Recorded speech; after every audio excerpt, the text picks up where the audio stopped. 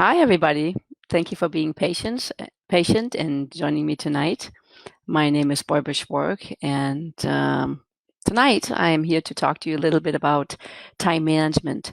So, um, before we start, if you want to put in the chat where you're from, if you joined us for the first time, um, if you're curious about these Facebook Live events that I've been doing. So anything that you want to say hi, please put it in the chat and so that I can see who's here. And today we've had Independence Day in Israel. And even though we were on lockdown, meaning we're not allowed to leave our house for more than 100 meters, which is about 100 yards, people were really doing a great job, and the cities were celebrating as much as they could. We had trucks driving around with music and flags, and it was a lot of fun. And in the morning we had a great air show by some planes, actually, which I'm sure people could tell you more about. Anyway, so here's some questions for you, and I'm going to jump right in with our topic tonight. Are you somebody who's running late, chronically? Is time management something that you struggle with? If you are, you can raise your hand, or you can write into the chat and say, yes, that's me. Are you always delayed with your project? Sometimes I like to joke and say, procrastination, is that your middle name? Do you have a to-do list that's so long that you don't even know where to start? If any of those things fit you, join me tonight. Stay for, the next 25 minutes when I talk about time management and giving you some skills and strategies to deal with it better. Now, I know we're about to come out of COVID-19, hopefully. I know in many countries the restrictions are being lightened, and for many of us, things will go back to a new normal, and perhaps you will have an opportunity to have more time in getting some of the things done that you weren't able to do. But regardless, I find that time management is actually a really good skill to have, because it allows you to get as much done as you would like to, and it allows you to have as much free time as you would like to have. So it's really, for me, that when I really execute it and have the discipline to follow through on it, I experience that I have a lot of free time that I can really direct myself in a way that it really works for me. So let's look at what are the impacts of poor time management skills. So I find that when I am not managing my time so well, I am more irritable, I'm stressed, I can feel overwhelmed. I might actually be a little angry with myself, or fall into the victim mode of where, I'm blaming other people, saying, I wish I didn't have so much to do, and why are you giving me all these assignments? So I might get angry. There might be a lack of trust from the other side, because I'm not getting the things done when I said I would get them done, and a lot of waste and rework, which all, of course, lead to a low productivity. And what I mean by low productivity is, it means that I'm not getting the things done, my projects done, and it could be work related, but it could also be, things in my personal life, the way that I want to, in the time frame that I want to get them done. Okay, so those for me are all signs of an impact of poor time management skills. Now, before I actually go into some specific time management skills, I want to talk a little bit about what leads to, or what's a part of time management, which is organization and having your own personal organizational organizing style. Okay, and what do I mean by that? So I used to actually do a fair amount of professional organizing, and I really like doing it. because ever since I've been a small girl, I used to sit in front of the silverware drawer at home, and I used to love putting the forks and the knives and the spoons all in its little, in the little groove where they belonged, because I felt like I had a sense of control and there was a sense of order. So for me, organizing things was a calming activity. Well, maybe on my inside, and the inside, everything was kind of messed up, and I felt like I had no control. At least with being organized, I could control what was going on the outside. When we are looking at organizing our space, okay, when I'm alone, it's one thing. When I'm sharing my space with other people, it's actually important to have this conversation with all the people that are living in my space. In general terms, people are either what we would call visual people, or they're what we call camouflage. A visual person is somebody who likes to have things out. They need to see their stuff, because if they don't see their stuff, if it's put away, they're going to forget it. They don't know that it's there, and they're going to have a hard time dealing with it. Okay? A camouflage person is the opposite. A camouflage person needs to have everything put away, because when it's put away, it's easier for them to focus and to concentrate and to get things done. So, a few examples. I am a very visual person, and in the United States, at least, you can have a filing system where the files are open. You open the drawer and you have hanging file folders, and you can see easily into the files. Now, one of the tricks, by the way, to having this system work for you is that the files are clearly labeled, and that the files are not so stuffed, so full, that you can't actually look in and see what's in them. In Europe, in Germany, where I grew up, the system is different. They tend to use sort of file folders that are on the shelf, and the way you organize them is by having like a clear I don't even know what you call that. I only can remember the German word right now. So like a slip cover where you put the different documents in there, and then you put them in the file folder that goes on the shelf. And of course, you have them labeled, and so I might have my car, all the stuff that pertain to my car, in one file folder, but still it's difficult for me to get to. I have to get it out, I have to open it up, I have to take it out, I have to put it back. So it's kind of invisible for me. When we let me give you another example, okay? So I love to give this example in the kitchen. I like to use spices when I cook. I'm a visual person, and so wherever I have my spices, I need to quickly be able to identify what's in them. So the way we have it organized right now, it's that we have little round little stickers on top of them, and so when I look down into the drawer, I can open it up and I can quickly see what's in the spice.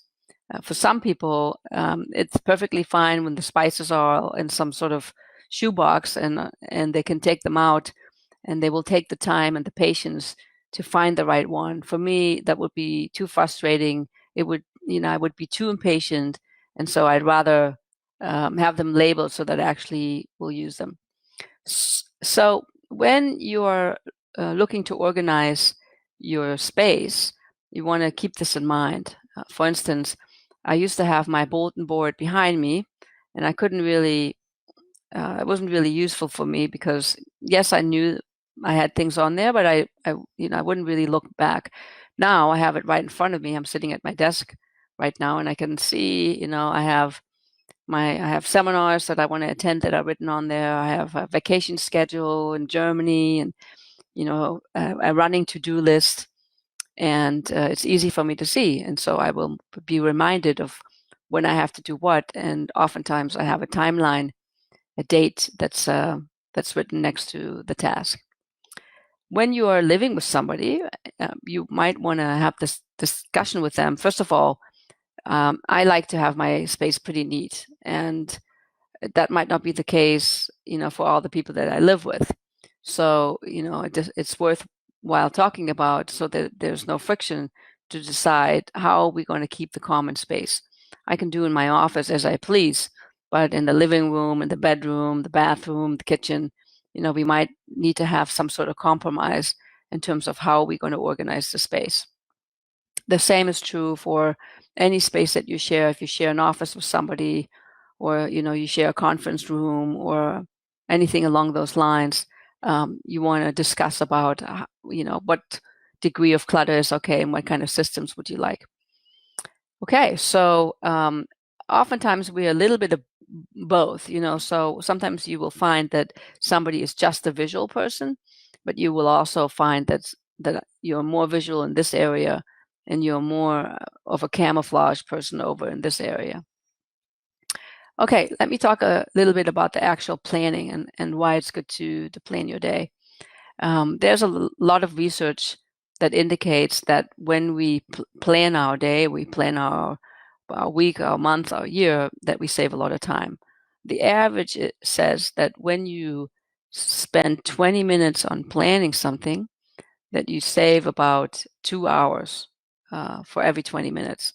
So consider that 20 minutes, just 20 minutes or even 5 minutes might actually save you, a half hour of your time that you can use do, you can use this time doing anything that you would like, including, having fun and relaxing, or, sleeping, or, getting more work done. Other byproducts that we experience when we are organized and when we're planning ahead and when we get things done on time is that it usually makes us feel good and our levels of self-esteem will rise and we have a peace of mind. And so there's less of this constant thinking about, oh, when am I going to get this done? Are they going to get mad at me? When am I going to get this done? All these kind of questions that keep us in the future versus in the present. First, I would like to talk a little bit about yearly and monthly planning. So, and when we look at our year, you might want to get a calendar out and look at the items that you already know that will happen. So it could be something like, I know I'm going to be going on vacation in the summer. I know I'm going to be going home for Christmas. I know that there are these holidays that will come up, and around those holidays, there's a certain amount of work that I have to do or I have to get things ready. For instance, in Israel, we have Passover, and most people, whether they're religious or not, will go through some sort of Passover cleaning, and it requires a certain amount of effort because there's certain steps that are involved. In Israel, also, we have a lot of holidays, and so you have to plan for when will the stores be closed, when do I have to go shopping, and so that I have the food that I want in the house, or I accomplish those things that I want to get done, because I won't be able to do them. It's a little bit different in the United States, where there's more of a sense of, everything's open 24/7. When I start with my annual planning, hopefully I will have done some general exploration, and I've had some conversation with myself in terms of what's important to me, what do I want, and who am I. So I've kind of set the stage for myself, where I explored what's my vision, what are my values, and what are my goals, what are my intentions, and so that I can sort of look at, where am I going in 2020. Okay, what are the important things for me? And I use a planner, and the planner has 8 categories, and every year I get this planner out, and the categories that I have are sort of in line with one of the famous coaching tools that a lot of people use. It's called the Wheel of Life, and sort of think about it in terms of my personal relationship, personal growth, spirituality, my career, money, my home, my family, relaxation. So those are the kind of categories, and I write down an intention that I have. I write down some goals, and then I break it down into micro or smaller steps that have timelines associated with them. And so that's what I would consider my yearly planning. And I have these sheets, and I actually have a separate one for my business. And so I decide what are the things that I'm going to get done in this year. And I really am very specific, or as specific as I can. I used to write everything down. This year I want to replace the fence, or I want to, there's things I need to get done around the house, or I want to, one year I replaced my entire marketing team, or I set a goal that I wanted to get on television, and wasn't exactly sure how it was going to happen, but I said this year I'm going to get on public television, and I actually managed to do it. So that's the yearly planning, and it sort of falls in line with the monthly planning. Now, when we come and look at the weekly planning, the first thing that you want to keep in mind is there's 168 hours in the week. Okay, how do I come up with the 168? It's 24 times 7. That's it. And somebody, I think it was last week, said something very profound. It's not like I can control this, or I have time. It's like I make time. Okay, so you are in complete charge of those 168 hours, and you can decide what you want to do with them. If you're planning 200 hours worth of stuff, you're going to set yourself up for failure. And this notion of being late and procrastination and never getting anything done and really feeling good about it is going to be with you all the time, because guess what? There's 32 more hours that you have planned to do things than there's actually time available. Okay, so you might want to get out a calendar. You can just take a piece of paper and write down the days and all the hours, and decide, how much sleep do I want? How many hours am I working? Eating, showering, exercising, meditating. Okay, and so you can write it all down. You may want to, before you do this, actually write down the categories that are important to you. Like, what is the most important thing in your life, and how much time would you ideally do this particular, spend time in this particular category? And what's the second thing, the third, the fourth, and the fifth, and so that you have a priority of things that are important to you. Okay, and then you can assign time, or you can assign percentages, and then you can sort of plan out your calendar. And then you have your ideal calendar. Know that most likely you're not always going to stick to it, but this is your blueprint, and you try it out for 3 months, let's say. And I did this a long time ago, and it has to change every once in a while, because your circumstances change, your work situation might change, or your family situation might change. But usually mine has this kind of schedule of, I like to get up in the morning, and so that I can do some meditation and read some of the spiritual materials that I enjoy reading, maybe exercise a little bit or do some stretching, and then the day flows from there.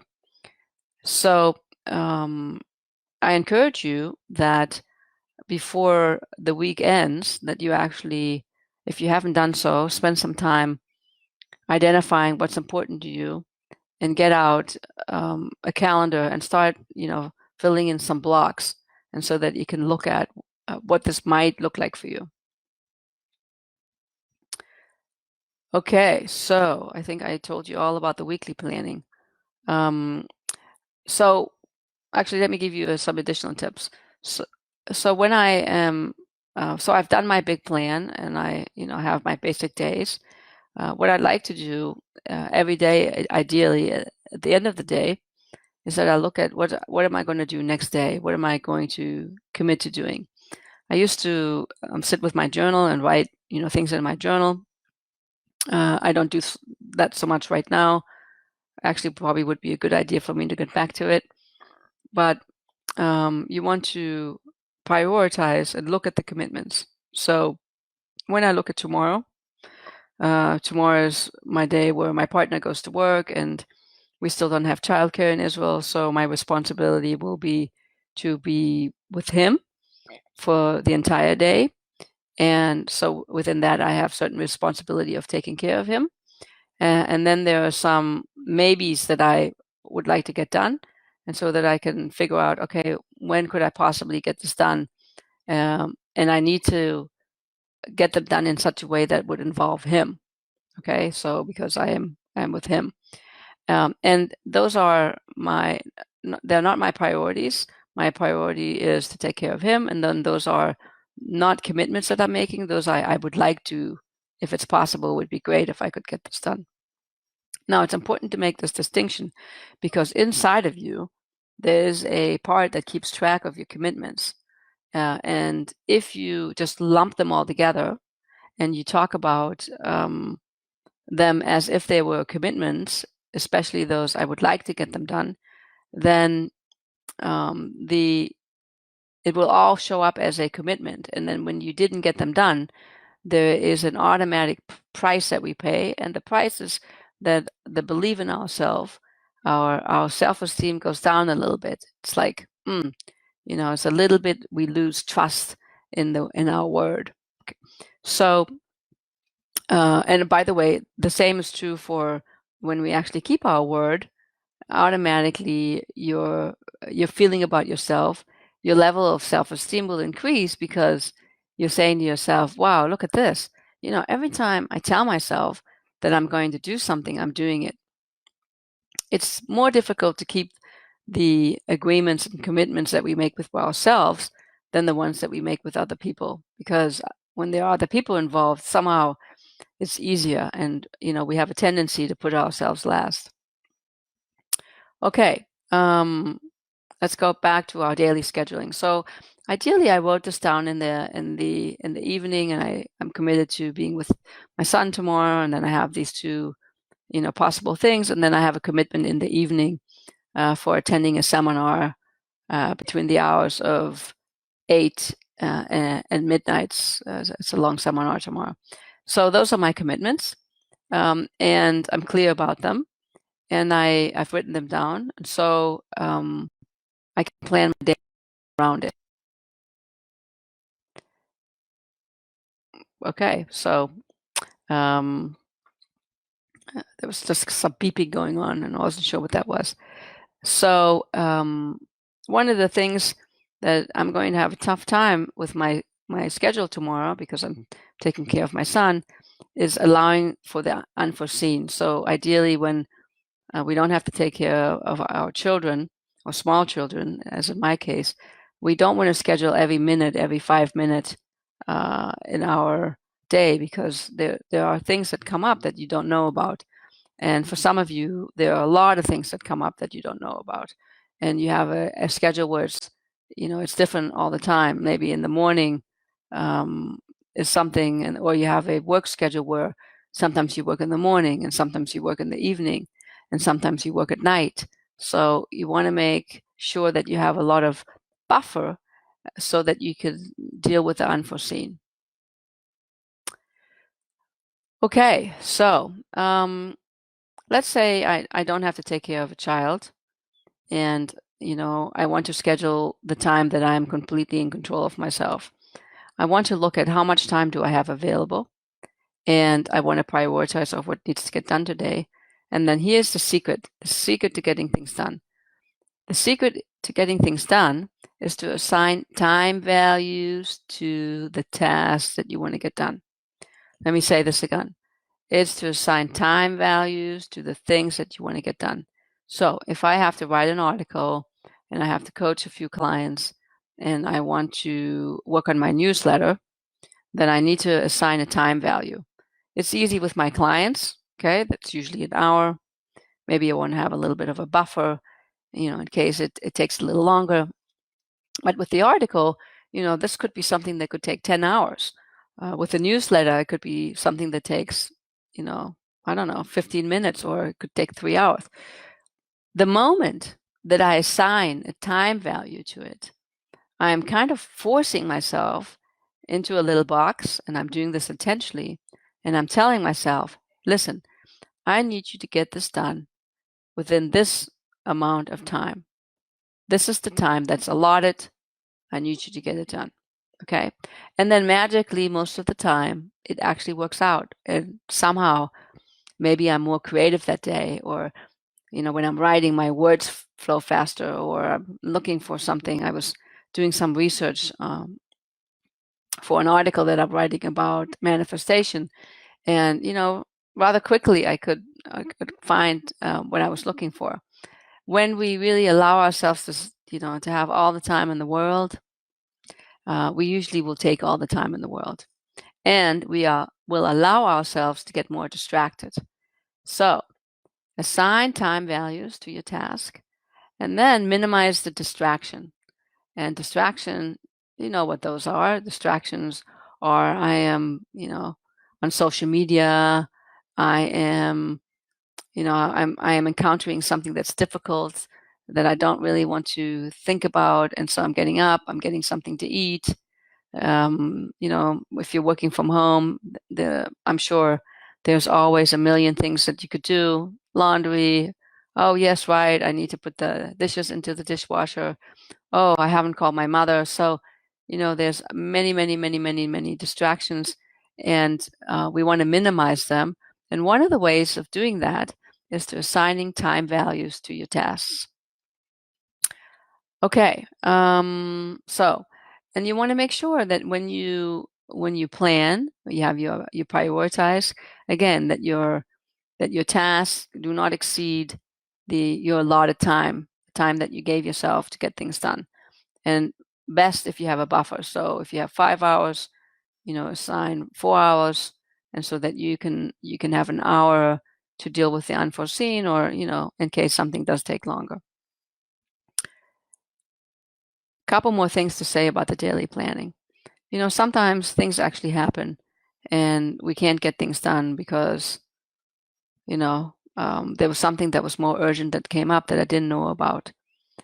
When I need to reschedule, I want to put this into my planner and actually be clear about when am I going to get this done. So if I had to write an article and I didn't get it done today, I'm putting it into my planner, and I say, okay, I'm going to get it done, Friday at 3:00.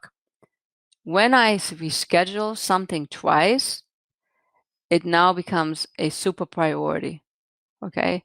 So when I reschedule something twice, I bumped it off twice, it now is on the A list, because otherwise, I'm just going to bump it over and over and over and over again. And then I'm just not going to feel good about myself because I'm interrupting my pattern of getting things done. Okay. And keeping my word and building my self-esteem and my trust in myself to be able to get things done. Okay. So, let's see. I think this is kind of pretty much all I wanted to tell you. Let me recap a little bit. So we talked a little bit about, why is it important to be more organized, and what is it that we can gain. And I think besides showing up on time and getting our projects completed, the big benefit is that there's peace of mind, and that we feel good about ourselves because we're productive and we are responsible, accountable human beings that will function at the best possible level that we can. Then I talked to you a little bit about your personal organizing style. Are you more of a camouflage, meaning you have to have things put away, or are you somebody who needs to have everything out? Are you a visual person? And so it's important that you think about this for a moment, design your systems accordingly, and that you talk to the people that you live with, and so that you can come up with systems that work for everybody. Next, I talked a little bit about the planning, have yearly planning sheets. If you want me to send you the yearly planning sheets, send me an email, ping me. I can send them to you. You can, play around with them. You ideally have identified your values, your intentions, your goals. There's on my planning sheets have 8 categories, and so that you can do the big planning and you can look at, what do I want to get done? And then we looked at weekly and monthly planning, and then daily planning. So the big important things to walk away with, it's important for you to prioritize.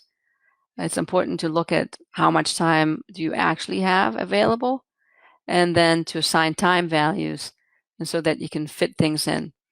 and make sure that you have a buffer.